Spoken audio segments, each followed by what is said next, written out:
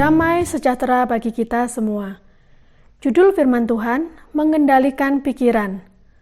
Bapak, Ibu, Saudara pasti sering mendengar, bahkan mengalami sendiri yang namanya banyak pikiran.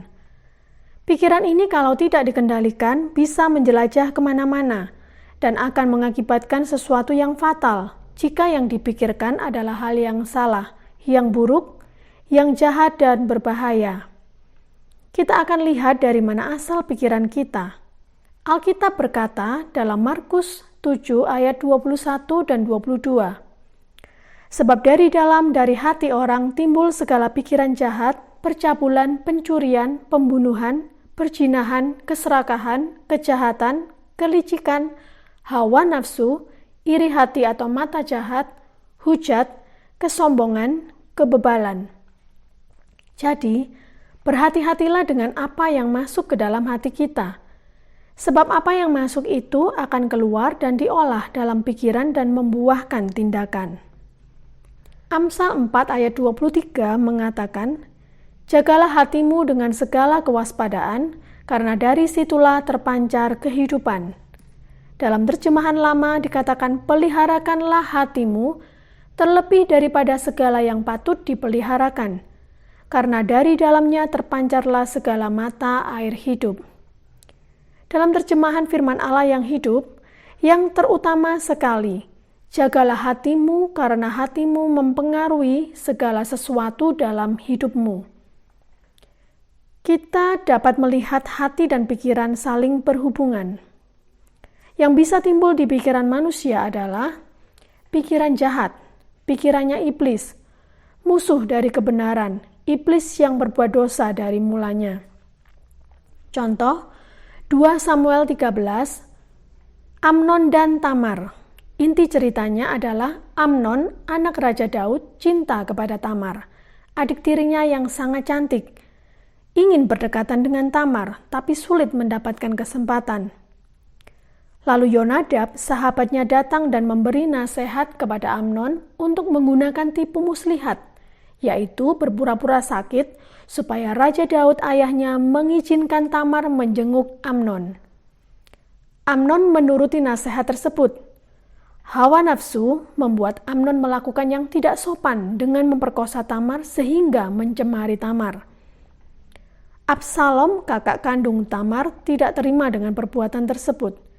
Singkat cerita, Absalom memendam rasa benci dan akhirnya membunuh Amnon. Kisah ini adalah sebagai salah satu contoh dari pikiran yang jahat, yaitu hawa nafsu, tipu muslihat, dan kejahatan, yang berasal dari keinginan hati yang salah. Jika tidak waspada dengan keinginan hati kita, maka bisa timbul segala macam pikiran jahat yang berbahaya, bisa merugikan orang lain, bahkan diri kita sendiri. Iman kita akan lemah dan diikuti dengan kehancuran secara fisik. Bagaimana cara mengendalikan pikiran? Ingat, jagalah hati dengan segala kewaspadaan, karena hati kita mempengaruhi segala sesuatu dalam hidup kita. Menjaga berarti memperhatikan terus-menerus, memastikan tidak terjadi sesuatu dengan hati kita. Apalagi yang bisa timbul di pikiran manusia? Timbul pikiran buruk, bisa dikatakan prasangka buruk. Pikiran penuh kekhawatiran, ketakutan akan hal-hal yang belum tentu terjadi. Sebagai contoh, 1 Samuel pasal 13 ayat 12. Maka pikirku, pikir Saul, sebentar lagi orang Filistin akan menyerang aku di Gilgal, padahal aku belum memohonkan belas kasihan Tuhan. Sebab itu aku memberanikan diri, lalu mempersembahkan korban bakaran. Seharusnya Saul menunggu Samuel yang akan mempersembahkan korban. Tetapi Saul tidak menjaga hatinya untuk tetap percaya kepada Tuhan. Maka dia ketakutan karena melihat rakyatnya mulai berserakan meninggalkan dia. Maka timbul pikiran buruk yang menyebabkan khawatir, takut, dan menghasilkan tindakan bodoh.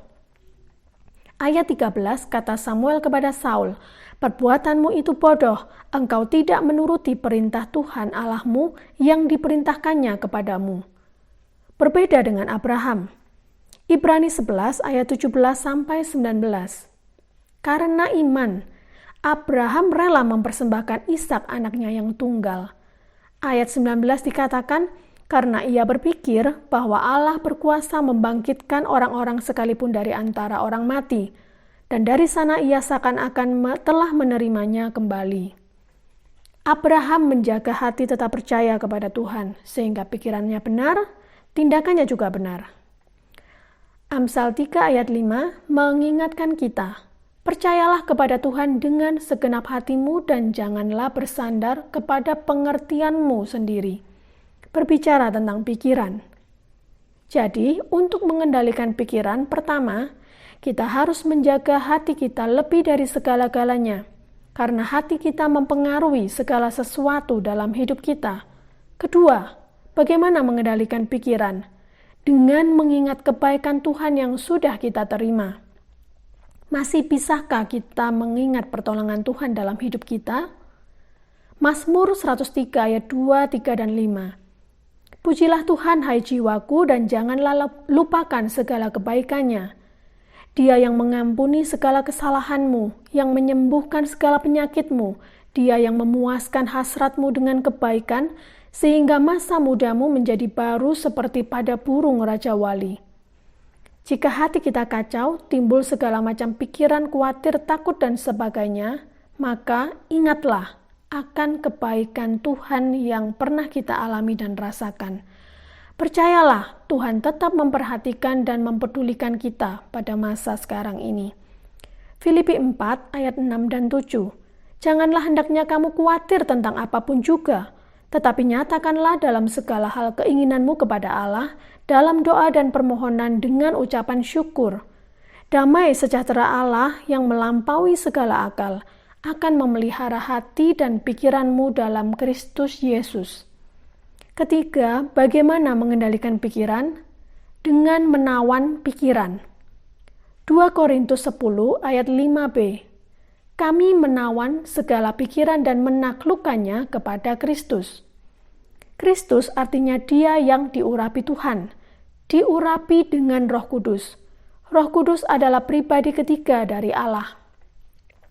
Menawan segala pikiran dan menaklukkannya kepada Kristus artinya menghentikan apapun yang bekerja dalam pikiran kita dan membawa pikiran kita untuk taat mengikuti kehendak Roh Kudus.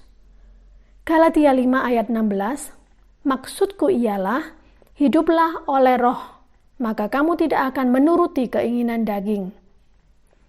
Dalam beberapa terjemahan lain menjelaskan seperti ini. Jika kita hidup menuruti atau mengikuti petunjuk Roh Allah, membiarkan Roh Kudus yang menuntun dan memimpin kita, maka kita tidak akan menuruti sifat-sifat alami perbuatan daging yang membuat kita jatuh dalam dosa. Saudara bisa baca di dalam Galatia 5 ayat 19 sampai 21a tentang perbuatan daging. Lalu bagaimana hidup menuruti pimpinan Roh Kudus?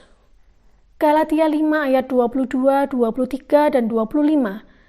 Tetapi buah roh ialah kasih, sukacita, damai sejahtera, kesabaran, kemurahan, kebaikan, kesetiaan, kelemah lembutan, penguasaan diri. Tidak ada hukum yang menentang hal-hal itu. Jikalau kita hidup oleh roh, baiklah hidup kita juga dipimpin oleh roh.